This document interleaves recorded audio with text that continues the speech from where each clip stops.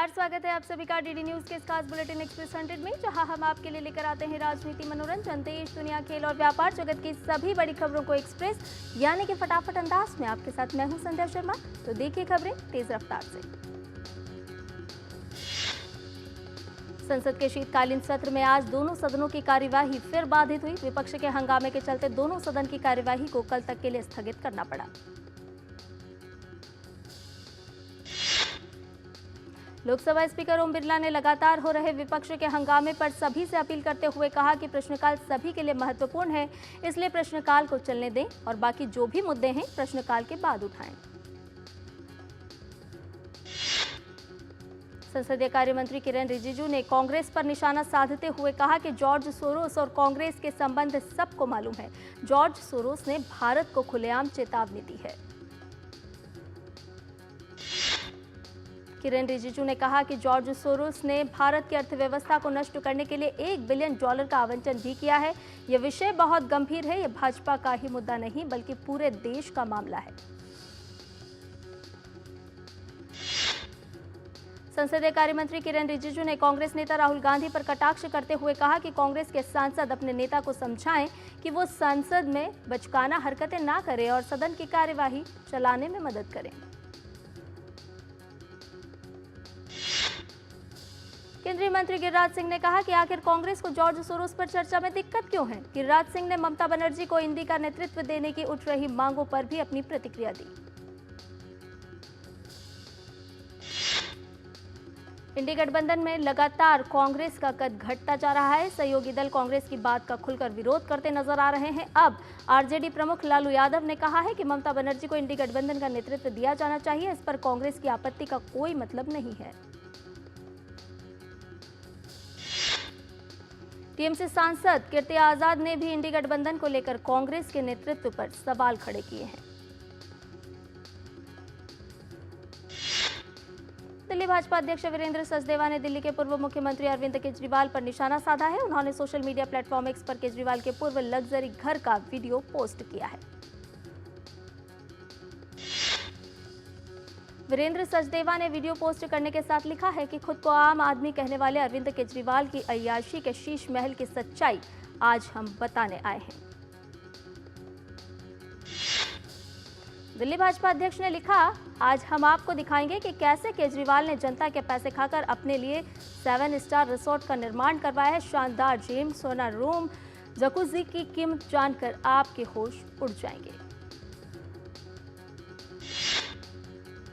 उन्होंने बताया कि केजरीवाल के पूर्व शीश महल में मार्बल ग्रेनाइट लाइटिंग पर 1.9 करोड़ रुपए खर्च किए गए, जबकि इंस्टॉलेशन सिविल वर्क पर 1.5 करोड़ रुपए खर्च किए गए हैं।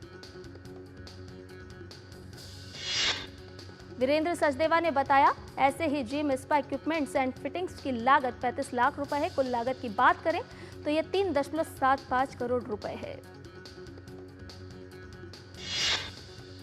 सचदेवा ने लिखा कि बच्चों की कसम खाकर सरकारी घर, गाड़ी, सुरक्षा न लेने का झूठा वादा करने वाले केजरीवाल कैसे दिल्ली के टैक्स पेयर्स की कमाई लूट रहे हैं। उन्होंने लिखा, इतने खर्चे में दिल्ली का आम आदमी डीडीए के 34 CWS फ्लैट या 15 LIG फ्लैट या 150 CNG ऑटो या 326 ई रिक्शा खरीद सकता है। भाजपा प्रवक्ता शहजाद पूनावाला ने अरविंद केजरीवाल के आवास शीश महल का वीडियो सामने आने पर उन्हें आड़े हाथों लिया। पूनावाला ने कहा, खुद को आम आदमी कहने वाले केजरीवाल ने करीब 4 करोड़ का 7 स्टार बंगला बना लिया। बांग्लादेश के विदेश सचिव जसीमुद्दीन ने सोमवार को ढाका में भारत के साथ एक दिवसीय विदेश कार्यालय परामर्श के बाद कहा कि ढाका को भारत के साथ सभी अनसुलझे मुद्दों के जल्द से जल्द समाधान की उम्मीद है। बांग्लादेश के विदेश सचिव ने कहा कि बांग्लादेश के सबसे करीबी पड़ोसी होने के नाते भारत के साथ संबंध ऐतिहासिक है और दोनों पक्ष स्वतंत्र और स्पष्ट चर्चा में इसे आगे बढ़ाने पर सहमत हुए हैं। उन्होंने कहा कि बैठक के दौरान भारत ने बांग्लादेश के साथ रचनात्मक और सकारात्मक संबंधों को आगे बढ़ाने में अपनी रुचि व्यक्त की है। हालांकि भारत ने अल्पसंख्यक समुदायों की सुरक्षा और सांस्कृतिक, धार्मिक और राजनयिक संपत्तियों पर हमले के बारे में चिंता व्यक्त की है। बांग्लादेश के विदेश सचिव ने कहा कि उनके समकक्ष विक्रम मिस्री ने उन्हें नई दिल्ली में अगले एफओसी में पारंपरिक रूप से शामिल होने के लिए आमंत्रित किया है। बांग्लादेश में अल्पसंख्यक हिंदुओं पर हो रही हिंसा को लेकर राजधानी दिल्ली में हिंदू संगठन विरोध में उतर आए हैं। 3 मूर्ति रोड के प्रधानमंत्री संग्रहालय के पास ये विरोध प्रदर्शन किया गया। प्रदर्शन में शामिल लोगों ने भारत सरकार से बांग्लादेश में हिंदुओं पर हो रही हिंसा को लेकर कड़े एक्शन की मांग की। आज अंतर्राष्ट्रीय मानवाधिकार दिवस है। इस वर्ष के मानवाधिकार दिवस की थीम है हमारे अधिकार हमारा भविष्य अभी। इस अवसर पर आज राष्ट्रपति द्रौपदी मुर्मू ने नई दिल्ली में मानवाधिकार दिवस समारोह को संबोधित किया। राष्ट्रपति द्रौपदी मुर्मू ने कहा कि सरकार सभी के लिए आवास, स्वच्छ पेयजल, बेहतर स्वच्छता, बिजली और वित्तीय सेवाओं से लेकर स्वास्थ्य सेवा और शिक्षा तक कई सामाजिक, आर्थिक और सांस्कृतिक अधिकारों की भी गारंटी देती है। रक्षा मंत्री राजनाथ सिंह अपने रूस दौरे के तीसरे दिन आज अपने समकक्ष एंड्री बेलोसोव के साथ भारत रूस अंतर सैन्य और सैन्य तकनीकी सहयोग पर सरकारी आयोग की 21वीं बैठक की सह अध्यक्षता करेंगे। मॉस्को में होने वाली बैठक में सैन्य, औद्योगिक सहयोग और रक्षा के क्षेत्र में दोनों देशों के बीच बहुआयामी संबंधों की समीक्षा की जाएगी। इसके साथ ही आपसी हित के समसामयिक, क्षेत्रीय और वैश्विक मुद्दों पर भी बैठक के दौरान चर्चा होगी। रक्षा मंत्री राजनाथ सिंह की मौजूदगी में कल आधुनिक multi role stealth guided missile frigate INS Tushil को भारतीय नौसेना में शामिल किया गया। आईएनएस तुशील युद्धपोत रूस के कलिनिनग्राड में भारत को डिलीवर किया गया। राजनाथ सिंह ने आईएनएस तुशील की कमीशनिंग को भारत की बढ़ती समुद्री ताकत का एक गौरवपूर्ण प्रमाण बताया। वाराणसी के ज्ञानव्यापी परिसर स्थित वजूखाने का आर्कियोलॉजिकल सर्वे ऑफ इंडिया से सर्वे कराए जाने की मांग पर इलाहाबाद हाईकोर्ट में आज सुनवाई होगी। इससे पहले 21 नवंबर को होने वाली सुनवाई 10 दिसंबर तक के लिए टाल दी गई थी। दरअसल हिंदू पक्ष लंबे समय से वजूखाने का एएसआई से सर्वेक्षण कराने की मांग कर रहा है। हिंदू पक्ष की ओर से दायर याचिका में शिवलिंग को छोड़कर वजूखाने के बाकी हिस्से का भी सर्वेक्षण कराए जाने की मांग की गई है। हालांकि मुस्लिम पक्ष लगातार इसका विरोध करता रहा है। मुस्लिम पक्ष की तरफ से दलील दी गई है कि सुप्रीम कोर्ट ने इस पर रोक लगाई है। मुंबई के कुर्ला में बेकाबू बस बीच बाजार में करीब 30 लोगों को रौंदते हुए चली गई। इस हादसे में 4 लोगों की मौत हो गई जबकि 25 लोग घायल हैं। घायलों का अस्पताल में इलाज चल रहा है। हादसा मुंबई के कुर्ला इलाके में एलबीएस रोड पर हुआ। पुलिस ने बताया कि बस के ड्राइवर को हिरासत में ले लिया गया है और आगे की जांच की जा रही है। केंद्रीय शिक्षा मंत्री धर्मेंद्र प्रधान 11 दिसंबर को स्मार्ट इंडिया हैकाथॉन के 7वें संस्करण का वर्चुअली उद्घाटन करेंगे। इस दौरान पिछले संस्करणों की तरह 17 विषयों में से किसी पर भी छात्र नवाचार श्रेणी में अपना विचार प्रस्तुत करेंगे। मध्य प्रदेश में 11 दिसंबर को डॉक्टर मोहन यादव मुख्यमंत्री के रूप में 1 साल पूरा करने जा रहे हैं। सरकार का 1 साल पूरा होने के मौके पर जन कल्याण अभियान और पर्व के तहत सरकार की तमाम योजनाओं से वंचित रह गए लोगों के लिए घर घर जाकर सर्वे किया जाएगा। मध्य प्रदेश में सरकार का 1 साल पूरा होने के दिन 11 दिसंबर को ही महिलाओं के खाते में लाडली बहना की राशि भी डाली जाएगी। साथ ही जन कल्याण अभियान की सीएम हेल्पलाइन डैशबोर्ड पर मॉनिटरिंग की जाएगी। संभल हिंसा के बाद अब पुलिस ने संदिग्धों और आरोपियों के खिलाफ कार्रवाई तेज कर दी है। कल पुलिस ने दीपासराय इलाके में 13 घरों में ताबड़तोड़ दबिश दी। सपा सांसद के इलाके में पुलिस ने करीब 3 घंटे तक तलाशी अभियान चलाया। इस दौरान मौके से भारी तादाद में स्मैक और तमंचे, कारतूस बरामद किए गए हैं। कई लोगों को हिरासत में भी लिया गया है। कोलकाता में आरजीकर मेडिकल कॉलेज रेप और मर्डर केस में सुप्रीम कोर्ट आज सुनवाई करेगा। सीबीआई जांच ट्रायल की प्रगति को लेकर स्टेटस रिपोर्ट दाखिल करेगी। वहीं कोर्ट डॉक्टर्स के कामकाज को बेहतर बनाने के लिए उनको सुरक्षित और सुविधाजनक माहौल उपलब्ध कराने को लेकर दिए गए नेशनल टास्क फोर्स के सुझाव पर भी विचार करेगा। कर्नाटक के पूर्व मुख्यमंत्री और पूर्व विदेश मंत्री एसएम कृष्णा का आज सुबह बेंगलुरु में उनके आवास पर निधन हो गया। उन्होंने 92 साल की उम्र में आखिरी सांस ली। वो लंबे समय से बीमार थे। भारतीय पुरातत्व सर्वेक्षण ने उन पुरातात्विक इमारतों की सूची वक्फ कानून पर बनी संयुक्त संसदीय समिति यानी कि जेपीसी के सामने रखी है, जिस पर वक्फ बोर्ड भी अपना दावा करता है। सप्ताह के दूसरे कारोबारी दिन आज सपाट कारोबार के साथ खुले भारतीय शेयर बाजार। सेंसेक्स से गिरावट जबकि निफ्टी बढ़त के साथ खुला। कल कारोबार के आखिर में लाल निशान के साथ बंद हुए थे सेंसेक्स और निफ्टी। केंद्र सरकार ने संजय मल्होत्रा को भारतीय रिजर्व बैंक का नया गवर्नर किया नियुक्त। मल्होत्रा वर्तमान में राजस्व विभाग में सचिव के तौर पर हैं कार्यरत। आरबीआई के गवर्नर के तौर पर उनका कार्यकाल 3 साल का होगा। संजय मल्होत्रा राजस्थान कैडर के 1990 बैच के आईएएस अधिकारी हैं। शक्तिकांत दास का कार्यकाल आज समाप्त हो रहा है। उनकी 6 साल की अवधि में आरबीआई ने कोविड-19 महामारी, यूक्रेन युद्ध और पश्चिम एशियाई संकट जैसी कई चुनौतियों का सामना किया। शक्तिकांत दास ने अपने कार्यकाल के आखिरी दिन प्रेस वार्ता को संबोधित करते हुए कहा कि महंगाई दर को स्थिर रखना एक महत्वपूर्ण चुनौती है और नए गवर्नर के नेतृत्व में आरबीआई की टीम इससे अच्छे से निपटने में कामयाब रहेगी।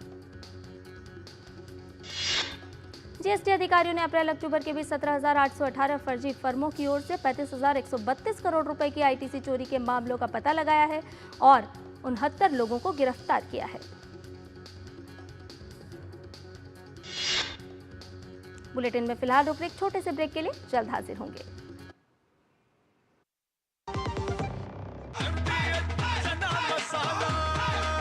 अब छोलिया हो या लोबिया, सफेद चने या काले चने, सब कुछ मजेदार बने।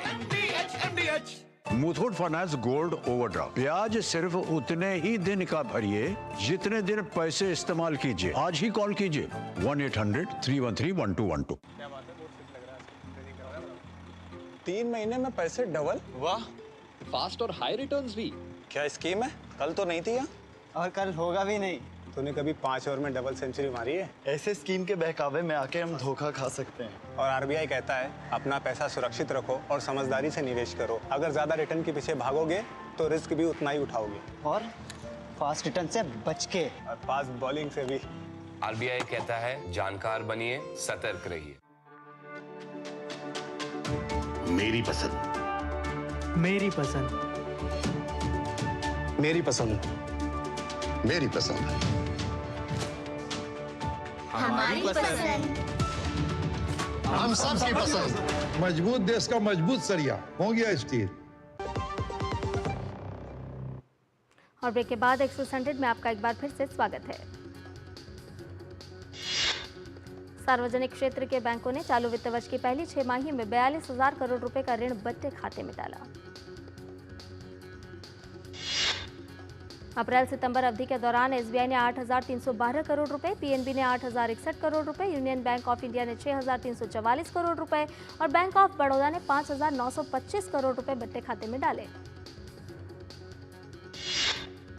आईटी क्षेत्र में नए साल यानी 2025 में 15 से 20% अधिक होंगी भर्तियां। Talent solutions company NLB services के मुताबिक ये भर्तियां विभिन्न उद्योगों में होगी।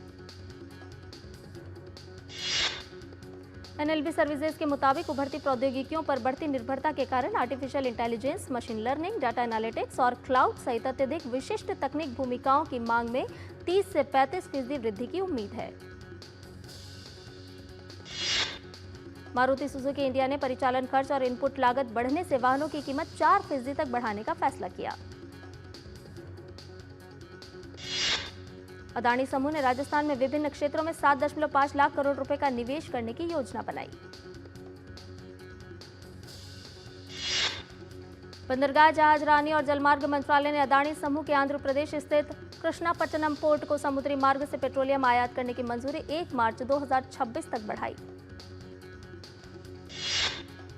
केंद्र सरकार ने सार्वजनिक हित में पेट्रोलियम आयात करने की आवश्यकता को ध्यान में रखते हुए बंदरगाहों पर समुद्री मार्ग से भारत में पेट्रोलियम आयात करने की अधिसूचना को आगे बढ़ाया है। एयर इंडिया ने फ्रांस की विमान निर्माता कंपनी एयरबस को 100 नए विमान खरीदने का ऑर्डर दिया। इन नए विमानों में 10 वाइड बॉडी A350 और 90 नैरो बॉडी A320 फैमिली विमान A321neo भी शामिल है।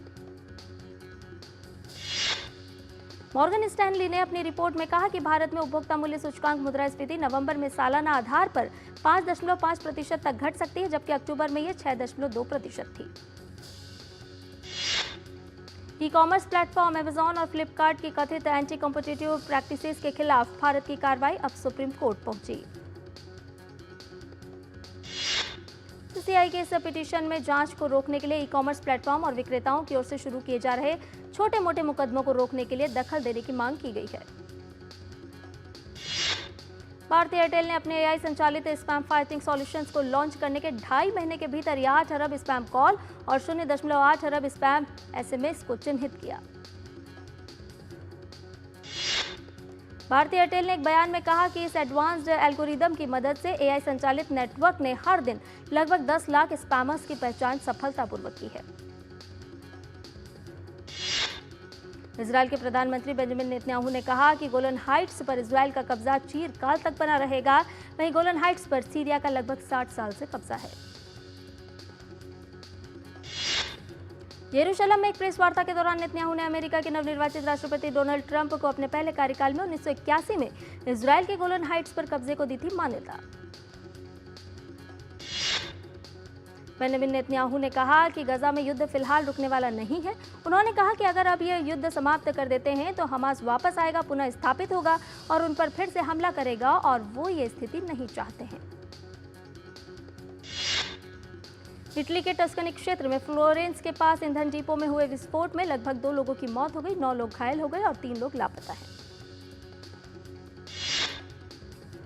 अफ्रीकी देश घाना के पूर्व राष्ट्रपति जॉन ड्रामानी महामा ने शनिवार को राष्ट्रपति चुनाव जीतने के बाद विजय भाषण में शासन सुधारों और राष्ट्र को पुनर्स्थापित करने के उपायों की शपथ ली। विश्व शतरंज चैंपियनशिप के 12वें दौर में भारतीय ग्रैंडमास्टर डी गुकेश को डिंग लिरेन के हाथों हार झेलनी पड़ी। अब एक बार फिर दोनों का स्कोर 6-6 की बराबरी पर है। महिला जूनियर एशिया कप हॉकी में भारत ने मलेशिया को 5-0 से हरा दिया। इससे पहले भारत ने बांग्लादेश को 13-1 के अंतर से हराया था। केंद्रीय खेल मंत्री मनसुख मांडविया ने 10वें एशिया पैसिफिक डेफ गेम्स में शानदार प्रदर्शन करने वाली भारतीय डेफ टीम से मुलाकात की। एशिया पैसिफिक डेफ गेम्स में भारत ने कुल 55 पदक जीते हैं।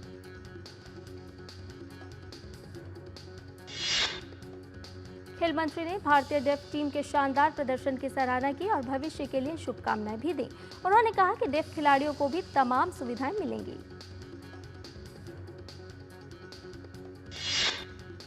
एडिलेड टेस्ट के दौरान भारतीय तेज गेंदबाज मोहम्मद सिराज को आईसीसी आचार संहिता के उल्लंघन का दोषी पाया गया है। सिराज पर मैच फीस का 20% जुर्माना लगाया गया है। ऑस्ट्रेलिया के बल्लेबाज ट्रेविस हेड को भी आईसीसी ने आचार संहिता के उल्लंघन का दोषी माना है। हेड के खाते में एक डीमेरिट अंक जोड़ा है।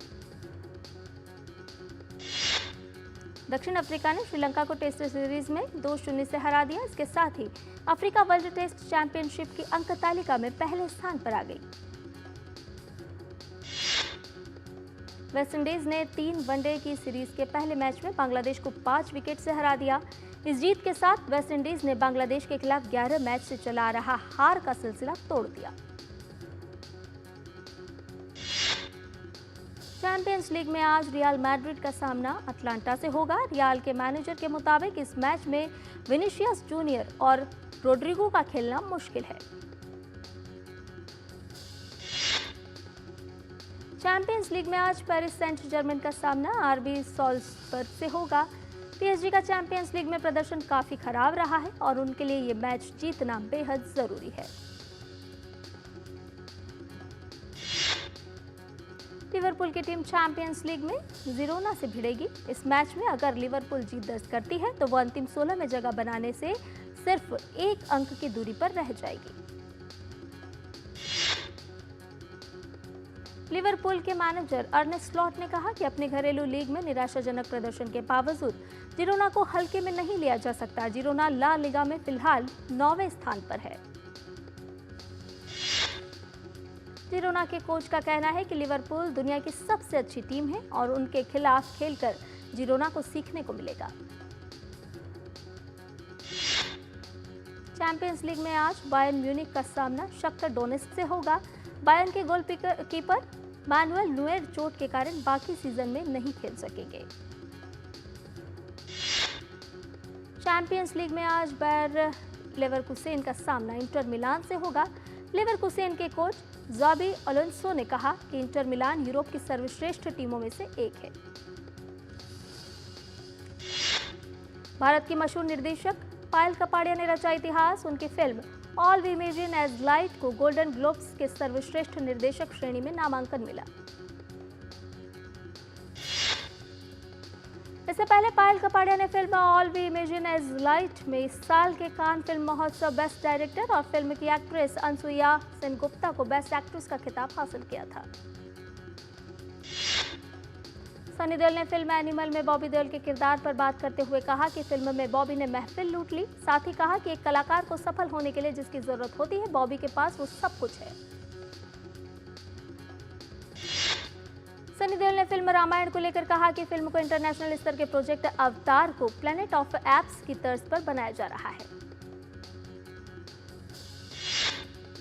रणबीर कपूर ने फिल्म ब्रह्मास्त्र के दूसरे भाग को लेकर कहा कि ब्रह्मास्त्र में दूसरा पार्ट का नाम देव होगा, लेकिन अभी तक कलाकारों को लेकर घोषणा नहीं हुई है। रणबीर कपूर ने अपनी फिल्म एनिमल को लेकर भी 2 अपडेट दिए। उन्होंने कहा कि उनकी टीम 2027 में एनिमल पार्क की शूटिंग शुरू करेगी और वो फ्रेंचाइजी के तीसरे भाग के लिए बातचीत कर रहे हैं। परिणीति चोपड़ा ने उनकी शादी के खर्चे को लेकर हुए दावे को बताया अफवाह। उन्होंने कहा कि आलोचना सिर्फ इसलिए हुई क्योंकि उनकी शादी एक पॉलिटिशियन से हुई है। वरुण धवन की आगामी फिल्म बेबी जॉन का ट्रेलर रिलीज हो चुका है। ट्रेलर में वरुण धवन जबरदस्त एक्शन करते नजर आ रहे हैं। वरुण धवन की film baby John box office पर 25 दिसंबर 2024 को होगी रिलीज। फिल्म बेबी जॉन में सलमान खान का होगा कैमियो। फिल्म बेबी जॉन के निर्देशक एटली कुमार ने फिल्म को लेकर कहा कि भगवान के आशीर्वाद से फिल्म बेबी जॉन वरुण के लिए वही करेगा जो फिल्म एनिमल ने रणबीर कपूर के लिए किया था। साउथ अभिनेता चियान विक्रम की फिल्म वीराधीरासुरन 2 का टीजर हुआ रिलीज। टीजर में विक्रम खतरनाक एक्शन करते हुए नजर आए। फिल्म पुष्पा 2 बनी सबसे तेज 500 करोड़ क्लब में एंट्री लेने वाली भारतीय फिल्म ने रिलीज के 5वें दिन 54.39 करोड़ रुपए का कारोबार किया। फिल्म बड़े मियां छोटे मियां के निर्देशक अली अब्बास जफर व 2 अन्य के खिलाफ मुंबई पुलिस ने धोखाधड़ी का मामला किया दर्ज। फिल्म निर्माता वासु भगनानी ने उन पर 9 करोड़ रुपए की ठगी का आरोप लगाया है। एक्टर शशांक अरोड़ा ने इरफान के साथ काम करने का अपना अनुभव साझा करते हुए कहा कि इरफान ने उन्हें एक एक्टर के तौर पर बेहतर बनने में मदद की है।